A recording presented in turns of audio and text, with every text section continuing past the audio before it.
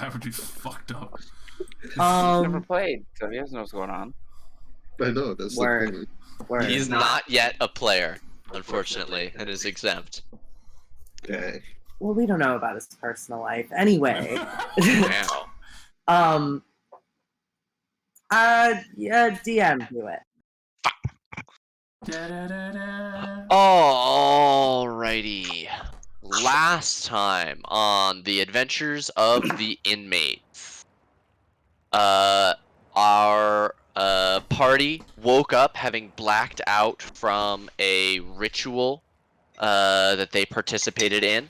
They came out to discover that they were intensely weakened from a long time in a magically induced coma. More than 18 days had passed by the time that they had finally awoken. Coming back to their senses, they very quickly made their way back to the Green Haven to speak with Mother about what she was able to glean from this magical vision that some of you shared in. She was able to give you the exact location of a tower where some of the harmful magic had been coming from, as well as supplying you all with your mostly repaired ship, as well as your choice of some of her special curated herbs that she would make into potions for you. You all then set out post-haste, journeying to the deepest parts of the ocean and finding the tower that jutted from the stone in the middle of nowhere. You docked the ship, came ashore via a rowboat, and entered.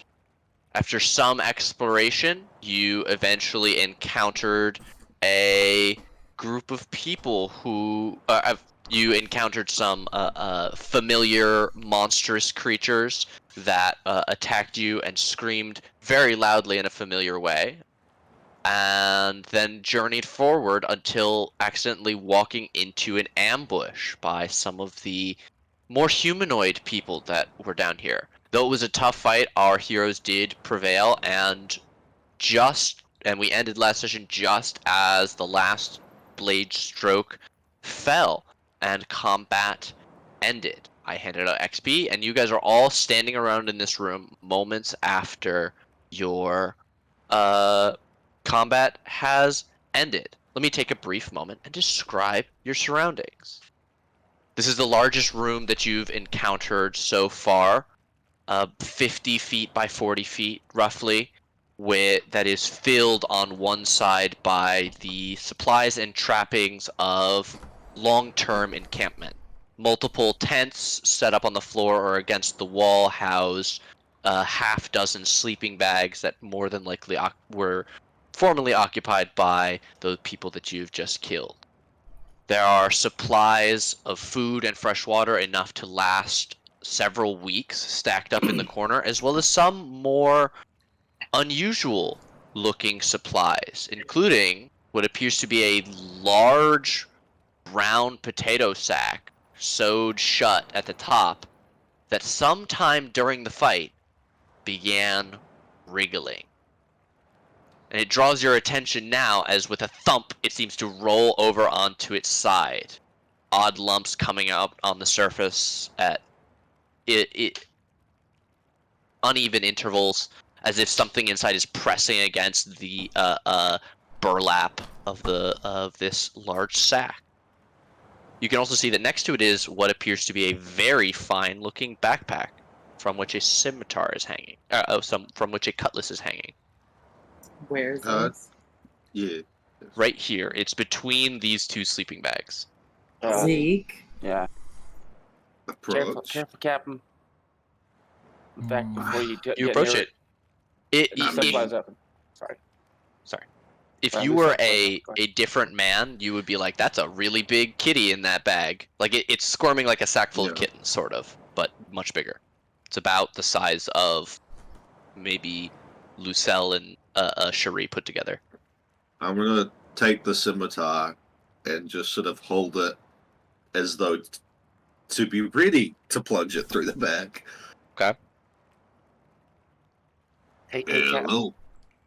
Occupied. A gagged voice can answer you from inside. Uh, Chris, what would the response be from your gagged self?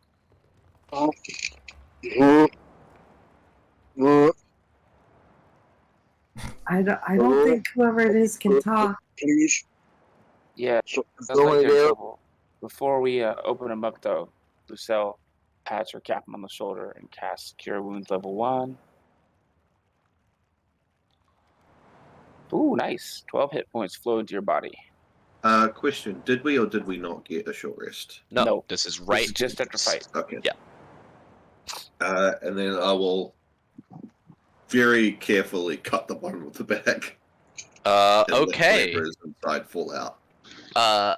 Very quickly, a humanoid figure crawls out. Chris, would you please describe the person that they see come crawling out of this bag, hands bound and mouth gagged, which you're able to quickly remove from yourself? Oops! Holy Alright, shit! cool. Can you hear me? I'm sorry. Am I Yes. heard? Cool. It's about a 6-foot dragonoid type human, tied, bound by leg and arm and stuff like that, with a red hue upon his skin, red eyes, black iris, and he's in a bag. He's basically in a fetal position. Reach out and cut the gag from your mouth with your sword. I presume it's your sword. Well, you got a name? Thank you. I apologize for my appearance, but I do I appreciate you don't for imagine it was releasing me. voluntary, but I want to judge if it was. Definitely not. No, there's people like that, but definitely not me. Not I. Not me. I promise. Wait, Captain, don't untie him just yet. She's looking at What are you the taking for? the Dragonborn very, very cautiously, and then she says, "Just wait a second. Hey, I'm gonna look inside your head, and either you let me in so we can trust you, or you fight it, and then we're gonna not trust you, and it's gonna be very unpleasant for you. Okay?" Can we just talk to him first? I Well, feel no, like it's impolite to dive into someone's brain. We're in a first rush, Captain. you know. As you guys are we- discussing, you see these 5 figures in the room. Why doesn't everybody go around and describe themselves? Let's start with the person that suggested you opening your mind to them.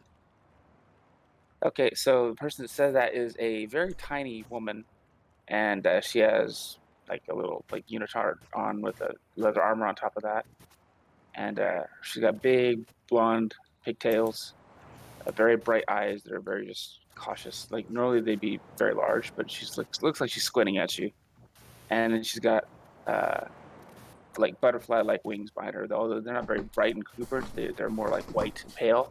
They have a little bit of like some veins and all that, and green and black in them. And she looks rather imposing despite being only 3'4". All right, Okay. and she is currently arguing with Sam. Would you About please like describe your a character? probably just over 7 foot, absolute a tiger man. He's currently wearing a tricorn, and it's a bit off kilter. And honestly, his front's just completely red. Yeah, he's covered in gore. And if you look past him, you will see an eviscerated corpse being dragged by a twig-thin woman. Ah, I see. Yeah, let's talk about the one you glance over. You is that the dragging sounds you see? Or sorry, I didn't do Zeke, and you see a very small, clearly elven woman. Fully black eyes, except for the vibrant purple irises that seem to have a soft shimmer or glow to them. Multiple tattoos across her face, chest, and hands, as well as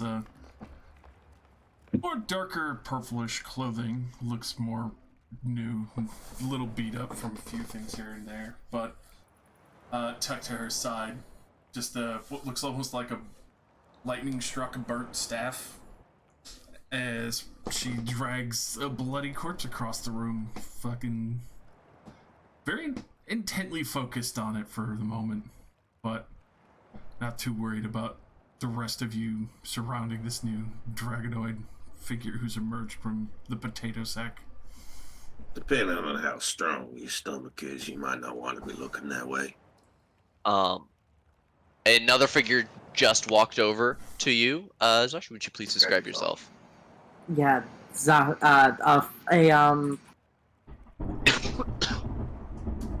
a 5'7" fire genasi with like fully flaming hair and light gray skin, dressed in like blue robes, kind of pushes past these two arguing to like extend her hand. It's very well manicured. She seems to take care of herself. He's Right. Still tied up there, Sparks. Fine, let's fucking attack. She pulls out her silver dagger and slices his bonds. Thank you. Thank you. Hey, there you go. Look, it is Yeah, a menagerie of people. You're supposed Hold to on, wait for me. dude. All right. Sorry. Please don't talk over the new guy. Sorry. I'm sorry. It's all right. It's okay. It's okay. Look, I see you have a whole protocol to go about, and I do respect that. You know, me as a part myself, I do, appreciate a good crew. So I do appreciate this. I see this.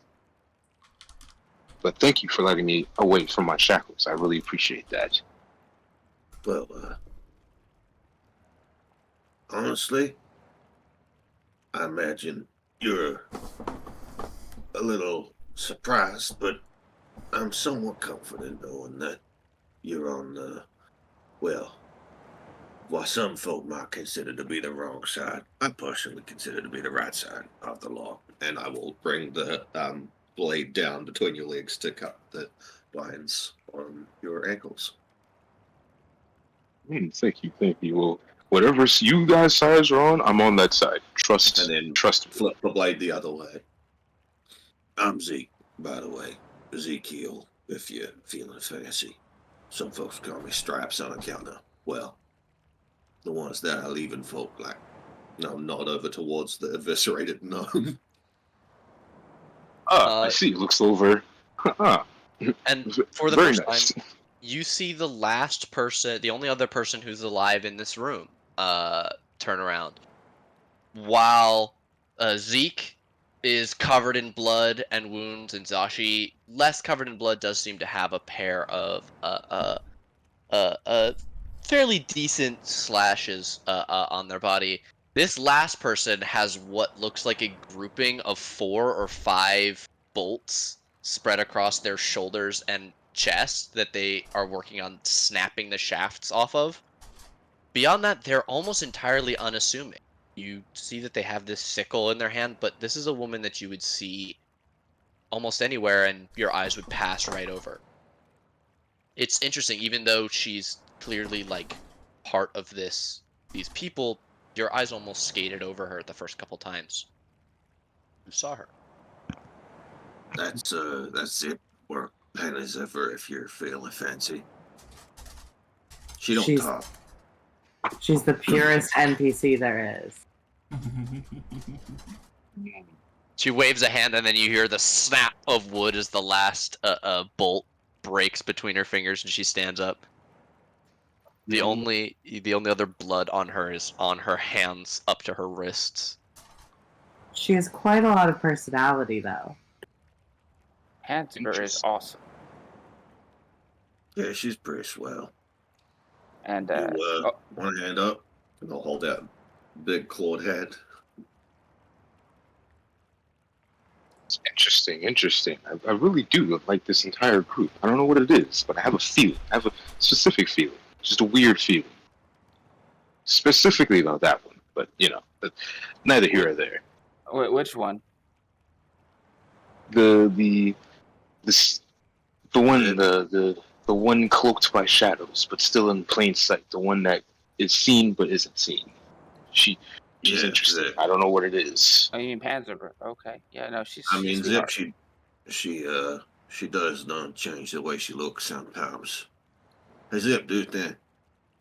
Pretty She looks please. up. You see that she was very sneakily attempting to steal from this the like food that's on this table. You see like a half finished it looks like a rotisserie chicken almost. Yeah. She was just reaching down to grab it, and her hand snatches back, and she looks up, and she cocks a head, and then you watch her form shiver, and she grows several feet larger, and you see a second Zeke standing, legs together, head cocked to the side, with a different pattern of wounds than the Zeke that you're talking to.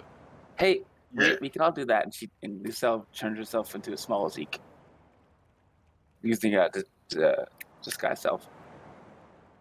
You mean you Can- can do that? She giggles. Can everyone turn into Zeke? I'm confused. No, I mean, I mean, she turns into that small version of counted you. me already being me. I can't turn into me. I have to not be me to become me. I ain't one for semantics. Sorry. Did I get your name? Yeah, what is your name? Sorry. It was very rude of me not to introduce myself. My full Yeah. name, Cutlass D. Kill, but you guys can call me Kill. All my enemies call me Cutlass. Well, To Cutlass for DK. obvious reasons. Yes. Okay, Mr. Kill. I'm Lucille Subka Munga of the clan of Dervish equals from the Feywild plane, but I am currently embedded in the material plane for their